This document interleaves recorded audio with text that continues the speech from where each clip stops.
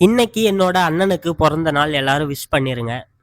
காலையிலேயே பஸ் புடிச்சு கோயிலுக்கெல்லாம் போயிருக்கேன்னா பார்த்துக்கோங்களேன். போயிட்டு, ஐயோ! குப்பெல்லாம் இருக்கு. மேல கோயில் தெரியுதா பாருங்க. கோயில் தெரியல. நான் மேல போயிட்டு உங்களுக்கு காமிக்கிறேன். ஓகேங்களா? அப்புறம் செப்பல் விட்டுட்டு ஒரு 600, 700 படிக்கட்டு இருக்கும். ஏற ஆரம்பிச்சுட்டேன். கந்தா, கடம்பா, கதிர்வேலா, முருகா அப்படின்னு ஏற ஆரம்பிச்சுட்டேன். ஆனா ரொம்ப வெயிலா தான் இருந்தது. மை டியர் சப்ஸ்கிரைபர்ஸ், நான் உங்களுக்கு கோயிலை காமிச்சிட்டேன். கீழே காமிக்கல, இப்போ காமிச்சிட்டேன். ஓகேங்களா? இப்போ பாருங்களேன், ஒரு குழந்தை எவ்வளோ அழகா படிக்கட்டு ஏறி போயிட்டு இருக்கு. அப்படியே பார்க்கறதுக்கே கண்கொள்ளா காட்சியா இருந்தது. நீங்களும் பாருங்களேன்.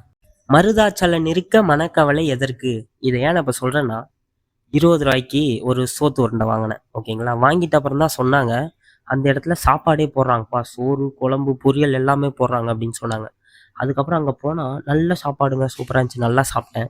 சாப்பிட்டு வெளியே வந்தா கொஞ்சம் கூட்டமா தான் இருந்தது. எப்படி தான் வெயில்ல வராங்களோ தெரியல. எல்லாமே பக்தி போல.